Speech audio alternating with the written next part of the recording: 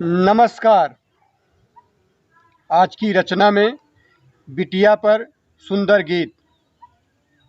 बिटिया को अपने आंगन में पिता ठुमुक ठुमुक टहलते देखता है और हर्षित होता है। उसके मन का उद्गार पंक्तिबद्ध है, कृपया पंक्तियों में सुने। ठुमक चलत बिटिया हमार, घरवे के जान बा। ठुमक चलत बिटिया हमार, घरवे के जान बा। बड़ा मीठ बोल बोले, अंगना के शान बा। बड़ा मीठ बोल बोले, अंगना के शान बा। ठुमक चलत बिटिया हमार, घरवे के जान बा। तितली जैसन बन के टहरे, हर सांस बलैया ले। तितली जैसन बन के टहरे, हर सांस बलैया ले। फूल कली से खिली खिली, मन हर्षित कई दे। फूल कली से खिली खिली, मन हर्षित कई दे। हंसती खिलखिलाती बिटिया लाडो परी। हंसती खिलखिलाती बिटिया लाडो परी। मम्मी पापा दादी दादा कजियरा परान बा। ठुमक चलत बिटिया हमार, घरवे के जान बा।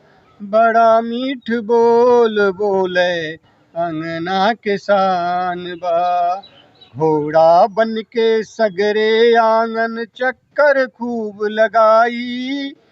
घोड़ा बन के सगरे आंगन चक्कर खूब लगाई। बिटिया रानी बड़ी सयानी, किस्सा खूब सुनाई।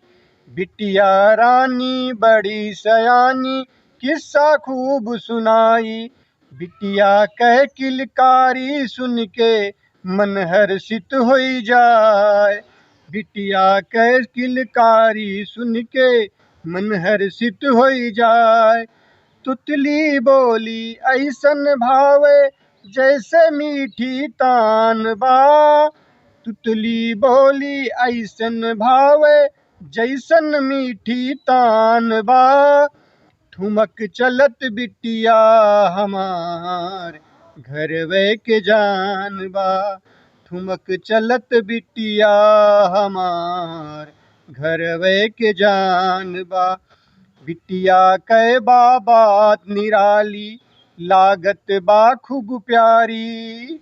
बिटिया कै बात निराली, लागत बा खूब प्यारी।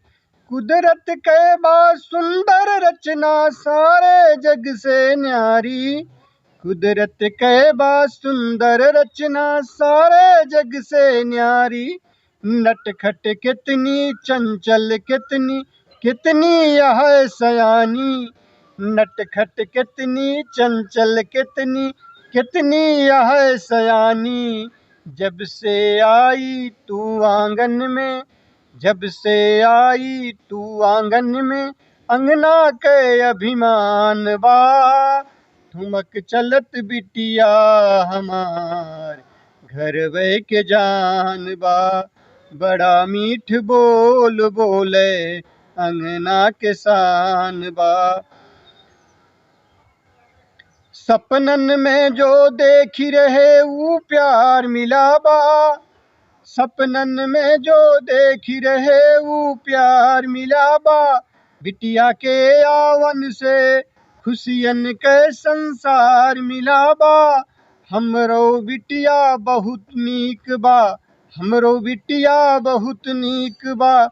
है लाखन माए, है लाखन माए। जब से बिटिया भय जीवन में, जिंदगी के गुमान बा। जब से बिटिया भय जीवन में, जिंदगी के गुमान बा।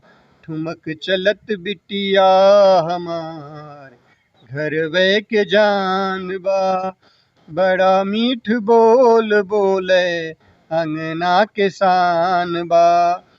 खुशियाँ सब संसार के बिटिया पे लुटवाऊं, खुशियाँ सब संसार के बिटिया पे लुटवाऊं। जे राह से गुजरे बिटिया फूल उन्हीं बिछवाऊं, जे राह से गुजरे बिटिया फूल उन्हीं बिछवाऊं। धरती से लैके पूरा गगन सजाऊं, बिटिया कै मान बढ़ाऊं। धरती से लैके पूरा गगन सजाऊं, बिटिया कै मान बढ़ाऊं। बिटिया रहे जहाँ उन्हीं अजोरा होए, बिटिया रहे जहाँ उन्हीं अजोरा होए। बस इतने अरमान बा, बस इतने अरमान बा, ठुमक चलत बिटिया हमार घरवे के जान बा। बड़ा मीठ बोल बोले अंगना के शान बा। वीडियो आप सबको अच्छा लगा हो तो कृपया सब्सक्राइब करें, लाइक, कमेंट एवं शेयर करें। बहुत बहुत धन्यवाद।